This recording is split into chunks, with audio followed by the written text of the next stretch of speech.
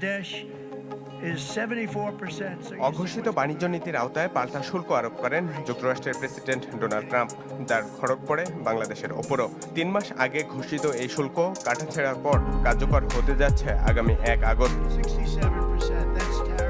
ঘোষিত সময়ের আগে সম্মানজনক সমঝোতার জন্য শেষ মুহূর্তে দৌড়ঝাঁপের ব্যস্ততা ঢাকার। চূড়ান্ত করা হয়েছে খসড়া, যা আজ পাঠানো হবে ওয়াশিংটনে। এর আওতায় থাকছে সব ধরনের বাণিজ্যিক সুবিধা দেওয়ার সিদ্ধান্ত।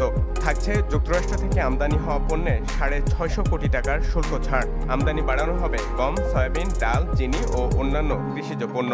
যুক্তরাষ্ট্র তো আমাদের একমাত্র ট্রেড পার্টনার না, আমাদের চায়নাও তো একটা বড় ট্রেড পার্টনার। যদিও বাজার হিসাবে যুক্তরাষ্ট্র আমাদের জন্য বড় বাজার, কিন্তু আমাদের কেনাকাটা তো করতে হয় চায়না থেকে সবচেয়ে বেশি।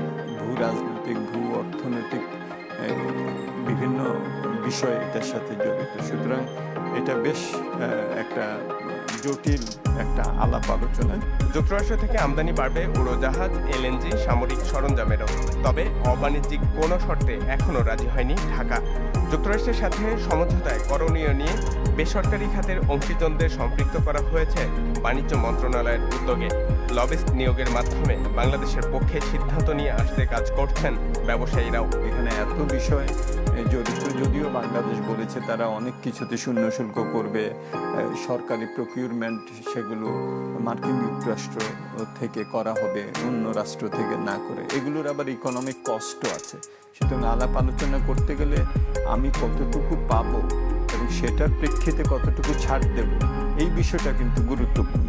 দর কষাকষিতে অনেক কিছুই বলা হয়, চাওয়া হয়, কিন্তু দিন শেষে কোনটাতে তারা রাজি হবে সেটা এখন দেখার বিষয়। যে তথ্যের ঘাটতির কারণে স্পেসিফিক্যালি বলা যাচ্ছে না যে এটা কতটা আমরা আশাবাদী হতে পারি।